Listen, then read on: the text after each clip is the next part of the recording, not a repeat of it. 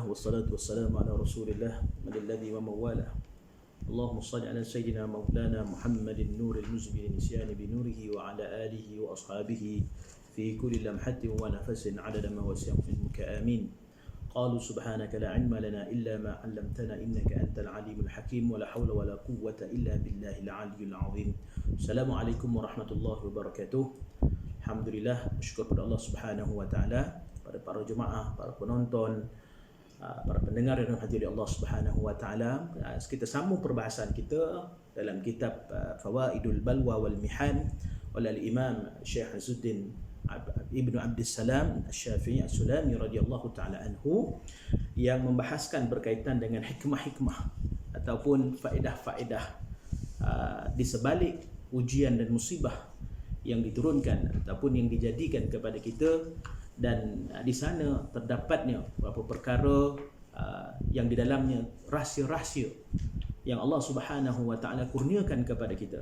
Tuan-tuan, kitab ini mempunyai 17 kalam hikam, hikmah-hikmah ataupun faedah-faedah berserta dengan hujah dan dalil yang berkaitan dengan mutiara di balik bala dan ujian Allah Subhanahu wa taala. Jadi insya-Allah kita sambung dalam perbahasan yang kelima. Sebelum ini kita dah selesai 4 perkara dalam 2 video yang telah pun kita bahaskan. Perkara yang kelima, berdoa dan merayu bantuan kepada Allah Subhanahu wa taala dengan merendahkan diri kita. Ini antara hikmah, antara faedah di sebalik turunnya ujian dan musibah ke atas kita, ya. Di mana di situ kita boleh berdoa kepada Allah. Kita boleh tunjukkan bahawa sifat kehambaan kita sepenuhnya kepada Allah Subhanahu wa taala apabila kita diuji oleh Allah Subhanahu wa taala. Allah Subhanahu wa taala berfirman, "Fa idza massal insana dhurrun da'ana." Maka apabila manusia ditimpa oleh sesuatu bahaya, dia segera berdoa kepada kami, iaitu Allah Subhanahu wa taala. Dalam surah Az-Zumar, Allah Taala menyatakan lagi, "Idza massakumud dhurru fil bahri dhalla man tad'una illa iyyah." Idza massakumud dhurru fil bahri dhalla man tad'una illa iyyah. Surah Az-Zumar ayat 49. Dan apabila kamu ditimpa bahaya di laut, pada saat itu hilang lenyaplah dari ingatan kamu makhluk-makhluk yang kamu seru melainkan Allah Subhanahu wa taala. Apabila sampai ujian kepada kita, kita tak ingat apa lain dah. Kan? Sebab apa? Yang lain tak mendatangkan manfaat lagi dah kepada kita. Yang lain tidak dapat membantu lagi, tidak bersama-sama membantu untuk menyelesaikan masalah kita, untuk menyelesaikan ujian kita, untuk menjauhkan lagi musibah daripada kita. Tak ada. Yang hanya boleh menjauhkan musibah, yang hanya boleh menyelesaikan musibah, ujian kita, ataupun bala yang ada kepada kita, hanya Allah Subhanahu wa taala. Tak ada yang lain lagi dah. Allah Subhanahu wa taala berfirman lagi, "Bal iyyahu tad'una fayakshifu ma tad'una ilaihi in syaa." Kan? Bahkan dialah Allah yang kamu seru, lalu dia hapuskan bahaya yang kamu pohonkan kepadanya jika dia berkehendak. Allah kata kun fayakun. Ya? Selesai, hilang, maka hilanglah. Allah Ta'ala jadi ada, maka adalah. Sesuatu perkara yang dia kehendaki, semuanya di bawah kehendak Allah Subhanahu wa taala, di bawah qudrah Allah Subhanahu wa taala. Ya? Allah Subhanahu wa taala berfirman lagi, "Qul may yunajjikum min zulumatil barri wal bahr tad'unahu tadarruan wa khufyah." Katakanlah, siapakah yang menyelamatkan kamu dari bencana-bencana di darat dan di laut ketika kamu berdoa merayu kepadanya dengan merendah diri secara terbuka dan secara bersembunyi. Tadarru' makna kita merendahkan diri kita kepada Allah Subhanahu wa taala. Kita ni hamba yang hina. Kita ni hamba yang fasik. Tiap-tiap hari kita buat dosa. Kan? Saya tiap-tiap hari buat dosa. Saya tiap-tiap hari melakukan perkara-perkara yang menyebabkan diri ini menjadi fakir, diri ini menjadi fasik di sisi Allah Subhanahu wa taala. Tapi alhamdulillah, kita bersyukur pada Allah Subhanahu wa taala. Allah Subhanahu wa taala berikan kita peluang. Allah Subhanahu wa taala berikan kita ruang untuk kita menjadi hamba sehamba-hambanya dengan melakukan taubat kepada Allah Subhanahu wa taala, dengan melakukan berdoa kepada Allah Subhanahu wa taala. Dan sepenuhnya kepada Allah Subhanahu wa taala. Masih lagi diberi ruang dan peluang oleh Allah Subhanahu wa taala mengharapkan sesuatu kepada Allah Subhanahu wa taala. Ya. Yang keenam, bersikap santun terhadap yang mendatangkan musibah. Ya. Allah Subhanahu wa taala berfirman, "Inna Ibrahima la'awwahun halim." Sesungguhnya Nabi Ibrahim itu lembut hati lagi sopan. Allah Taala lagi berfirman, "Fabasyarnahu bighulamin halim." Lalu kami berikan kepadanya berita yang menggembirakan bahawa dia akan beroleh seorang anak yang sopan, halim. Salah satu daripada sifat Allah Subhanahu wa taala. Ya, Allah menurunkan bala dan ujian kita. Maka janganlah kita mengatakan bahawa Allah ini kejam, Allah ini zalim. Na'udzubillah min zalik, tuan-tuan. Ya, Allah turunkan bala dan ujian, ibtila, dugaan kepada kita tak lain dan tak bukan nak menguji kita. Ya. Jadi kita kena menerima ujian Allah Subhanahu wa taala itu dengan hati yang penuh lapang, hati penuh dengan keredaan, hati penuh dengan pasrah. Tuan-tuan, menerima suatu yang redha, menerima suatu yang pasrah itu salah satu tanda kita bersopan santun dengan Allah Subhanahu wa taala. Kita beradab dengan Allah Subhanahu wa taala. Rasulullah sallallahu alaihi wasallam bersabda, "Inna fika khaslataini yuhibbuhumallahu al-hilm wal anah." Sesungguhnya Allah Subhanahu wa taala menyukai dua sifat yang terdapat di dalam diri kamu, iaitu sifat sopan santun dan lemah lembut. Ya? Ini adab kita lah. Bila sebut sopan santun, bila sebut lemah lembut kita kepada Allah Subhanahu wa taala, kembali kepada adab dalam ibadat. Ya? Saya ingat ada kalam ulama menyatakan, "Ya nafsu hadzal ladzi ta'ti lahu 'ajabu, ilmun wa aqlun wa la nusku wa la adabu." Wahai diri, ya, apa yang kau bawa datangkan kepada ini, kepada dalam diri ini, dalam ketika ini, dalam keadaan ilmun wa aqlun, walaupun kau penuh dengan ilmu, walaupun kau penuh dengan kehaibatan ilmu tersebut, tapi tak ada wala nusku wala adabu, ia tak menjadi ibadat, ianya tak diangkat sebagai ibadat. Sebab apa? Tak ada adab. Kan? Tak ada adab kita dengan Allah Subhanahu wa taala, tidak beradab kita dengan makhluk Allah Subhanahu wa taala. Kalau dengan Allah tak beradab, bagaimana pula kita nak beradab dengan makhluk Allah Subhanahu wa taala?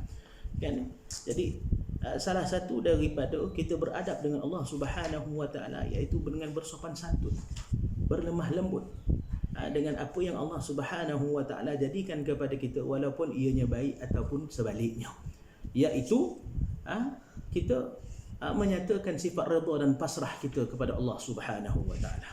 Martabat sabar itu berbeza-beza mengikut kecil atau besarnya musibah yang melanda. Bersabar ketika ditimpa sebesar-besar musibah merupakan kesabaran yang paling afdal dari segala kesabaran.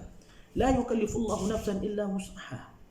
Allah tidak akan membebankan makhluknya, kita, ya, hamba Allah Subhanahu wa taala, melainkan Allah tahu bahawa hamba ni mampu untuk mengatasi bebanan tersebut. Maka kerana itu, bila sampai ujian, sabar tuan-tuan. Bila sampai saja ujian, penuh dengan adab kita menerima ujian tersebut. Pasrah, sabar, redha, ini satu kedudukan, satu maqam, satu darjat yang berbeza-beza bagi seseorang tersebut untuk menerimanya. Kan? Ada orang sabar dia bila diterima ujian, dia sabar. Tapi sabar dia tak sama dengan orang yang pada masa yang sama juga diberinya ujian yang sama, tapi sabar orang ni lebih tinggi daripada sabar orang yang ini.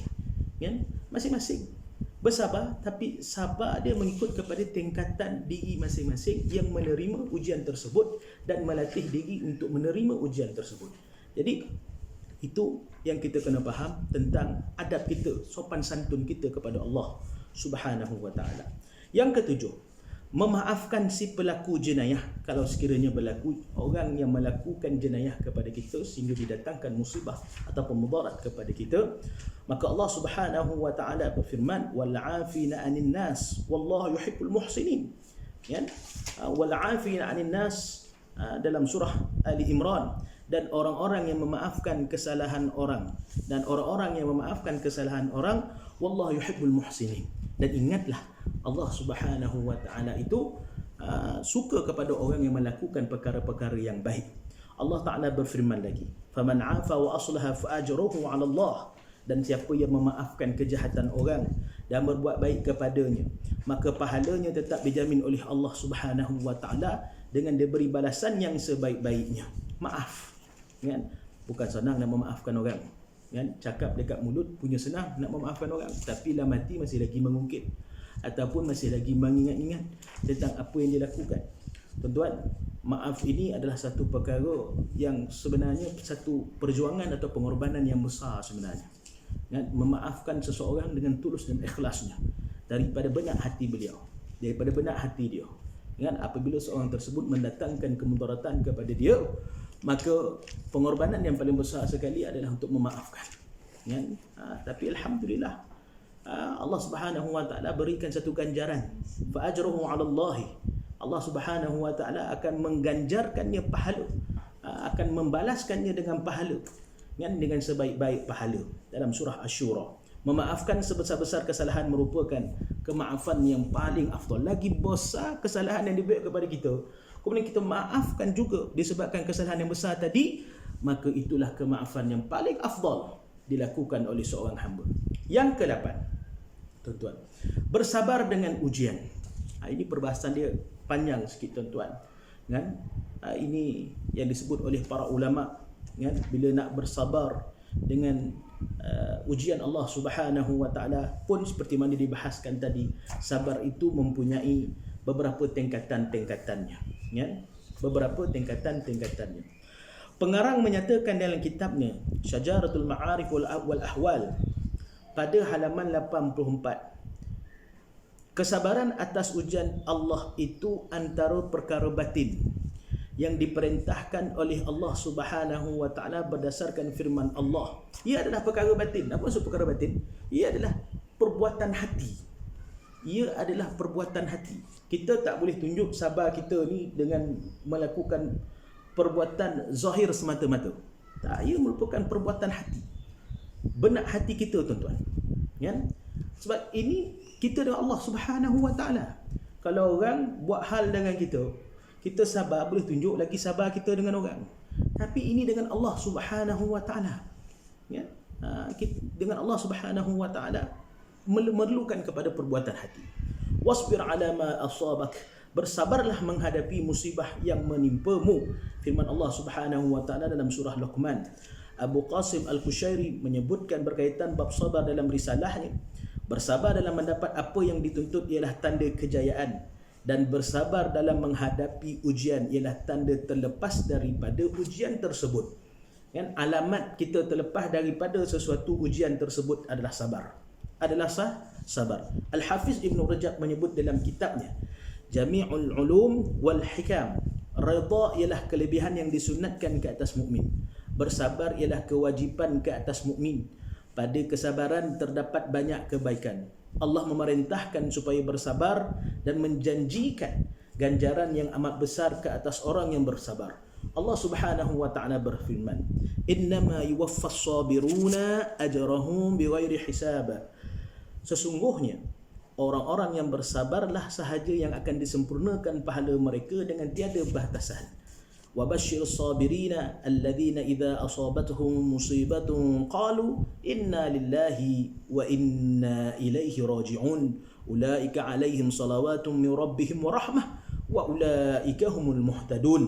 Dan berikanlah khabar gembira kepada orang-orang yang bersabar. Apa dia khabar gembira tersebut? Orang-orang yang sabar ialah apabila ditimpa musibah, maka mereka mengucapkan inna lillahi wa inna ilaihi raji'un. Ujian tu datangnya daripada Allah Subhanahu wa Ta'ala, dan kembali kepadanya juga kami akan kembali. Inna lillahi wa inna ilaihi raji'un, sesungguhnya kami adalah kepunyaan Allah Subhanahu wa Ta'ala dan kepadanya jugalah kami akan kembali.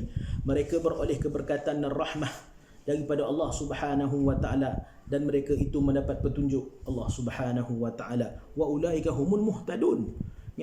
Orang yang bersabar, alamat dia insya-Allah diberi petunjuk oleh Allah Subhanahu wa Ta'ala. Cepat atau lambat tuan-tuan? Cepat ataupun lambat saja.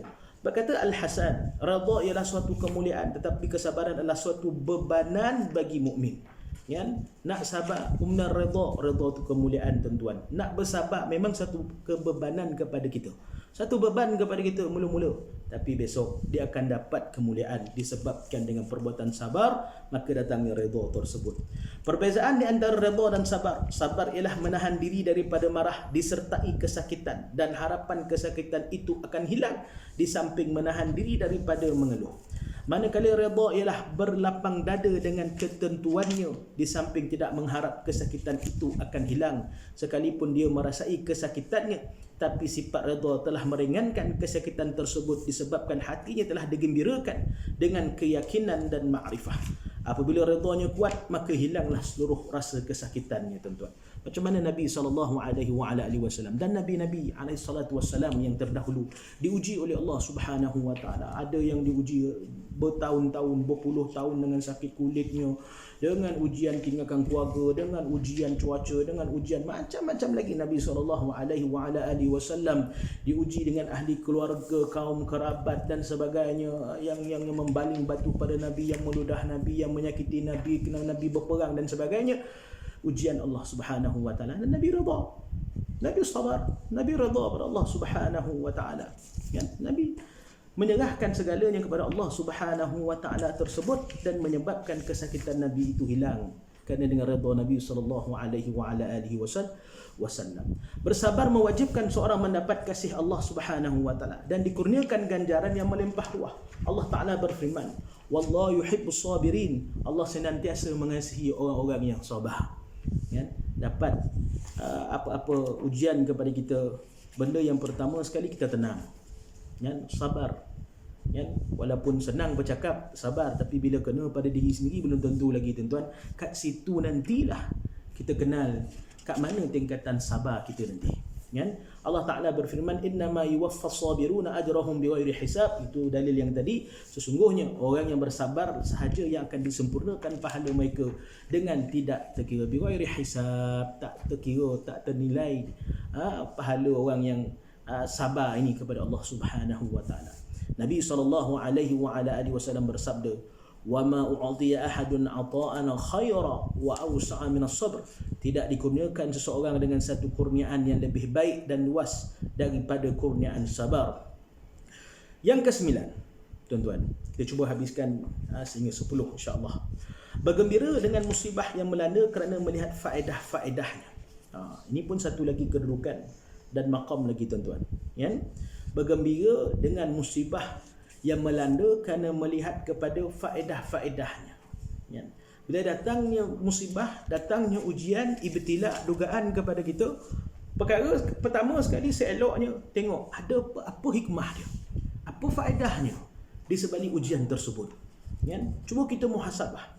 Berkata Al-Allamah Al-Fairuz Abadi, pengarang Al-Qamusul Muhit, dalam kitabnya Basairul Zawi Al-Tamyiz fil Lata'iful Kitabil Aziz, Allah menguji hamba-hambanya kadang-kala dengan kesenangan supaya mereka bersyukur, dan kadang-kala dengan kemudaratan dan kepayahan supaya mereka bersabar. Maka jadilah ujian dan Quran itu kesemuanya sebagai ujian. Ujian memerlukan kepada sabar, dan pemberian memerlukan kepada syukur. Melaksanakan hak-hak sabar itu lebih mudah daripada melaksanakan hak-hak syukur. Kan? Yang dimaksudkan, ada kala Allah Ta'ala berikan kita kurniaan, ada kala Allah Ta'ala berikan itu ujian. Hakikatnya kedua-dua itu adalah ujian. Bila diberinya satu kurniaan tersebut, ya, contohlah Allah Ta'ala beri kita kaya lah. Kaya tu hakikatnya ujian. Ujian apa? Kalau kita nak tengok kita bersyukur ke tidak atas kekayaan, ataupun diberilah kita nikmat kurniaan, ya, kita bersyukur ataupun tidak, nak tengok. Ya. Kita biasa dapat ujian musibah, baru kita rasa bersabar, baru kita rasa mengharap pada Allah Subhanahu Wa Taala, baru nak ingat Tuhan lah, kata orang. Ya. Bila datangnya ujian, baru kita nak ingat Allah Subhanahu Wa Taala. Ya. Tapi bila datangnya kurniaan, kita ingat tak Allah Taala? Belum tentu li. Tak semua kurniaan yang kita dapat, kadang-kadang kita ingat Allah, kita bersyukur kepada Allah, kita lupa kadang-kadang. Dan itulah, bukan kadang-kadang, itu selalu, tuan-tuan. Bila dia berinya ujian, ya, barulah nak ingat Tuhan. Itu orang kata, dah susah baru nak ingat Tuhan. Bila senang, ada kerja ingat Tuhan. Tuan-tuan, tepuk dada, tanyalah iman masing-masing tuan-tuan. Samalah yang sedang bercakap ni tuan-tuan, kita muhasabahlah sama-sama tuan-tuan. Nabi SAW bersabda, "Walladhi nafsi biyadihi in kanu la yafrahuna bil bala'i kama yafrahuna bil rakha'i." Ya? Demi Allah yang diri saya berada dalam kekuasaannya, mereka bergembira dengan bala yang menimpa sebagaimana mereka bergembira dengan kesenangan, iaitu nikmat yang Allah Subhanahu wa taala berikan. Ya, sama ada ujian Allah taala beri, suka, senyum dia. Seperti mana dia suka dan senyum apabila Allah taala mengurniakan dia sesuatu nikmat. Mereka bergembira dengan musibah kerana kesusahan dan kepahitan musibah tersebut tidak dapat dibanding dengan faedah-faedah dan kesan-kesan yang terhasil daripada musibah tersebut. Hal ini sebagaimana seorang yang sangat teruk penyakitnya akan berasa gembira dengan minum ubat yang menghilangkan penyakit, sedangkan dia terpaksa menelan kepahitan ubat tersebut. Macam mana kita paksa diri kita makan ubat yang sangat pahit, kan? Makan daun belalai gajah lah, makan daun hempedu lah, macam-macam jenis daun-daun herba yang kita makan nak turunkan kencing punyalah pahit tuan-tuan, sangat pahit, kan? Tapi nak makan tu tadi, pahit tu tadi kan, terasa pahit, makan peria mentah-mentah tuan-tuan, jus peria, makan pahit sangat. Tapi kita fikir hikmah dia, turun kita punya kencing manis kita, darah tinggi ke macam-macam lah, petua-petua yang biasa kita dengar, dan ubat-ubat yang lain lah, ambil lah kiasan-kiasan yang lain macam tu lah. Kita dapat saja ujian tuan-tuan, kan? Perkara pertama sekali, kita kena lalui ujian tersebut dan fikir hikmah dia, fikir kesan dia, fikir faedah dia, apa kesan, apa faedah dia. Dan insya-Allah, kan, apabila kita lalui ujian tersebut dengan memikirkan kesan dan juga faedah, akan datang ia memberikan kita ketenangan, dan akhirnya sabar tersebut menutup segala kesakitan ujian tersebut, yang akhirnya membawa kita redha dengan ujian Allah Subhanahu wa taala. Yang ke-10, kita bersyukur dengan musibah yang melanda. Ya? Bersyukur dengan faedah-faedah yang terkandung dalam musibah yang melanda tersebut, sebagaimana seseorang yang sakit berterima kasih kepada doktor yang memotong anggota badannya dan menghalang daripada segala kehendaknya. Hal ini kerana perkara tersebut membawa kepada kesembuhan dan kesihatan. Membawa kepada kesembuhan dan kesihatan kepada diri kita. Tuan-tuan, cuba kita bayangkan tuan-tuan. Agak-agaklah kalau Allah Ta'ala tak bagi kita ujian. Agak-agak kalau Allah Subhanahu wa taala tak duga kita, kita rasa Allah Ta'ala ni pandang kita ke tidak. Ya? Kerana itu Sayyidina Abu Bakar As-Siddiq radhiyallahu ta'ala anhu kadang-kadang dia bersedih. Apabila kalau satu masa tersebut dia tak demam ke, dia tak diuji dengan apa-apa kesakitan ke, kesihatan dia ke, dia merasa sedih. Asyik sihat je. Ya? Sebab apa? Dia risau. Takut bila Allah tak turunkan ujian kepada dia, Allah tak uji dia, Allah tak duga dia, dia risau bahawa Allah tak pandang dia, Allah tak lihat dia, ya? Dengan penglihatan yang khusus untuk dia, ya? Maka kita bersyukur pada Allah Subhanahu wa taala.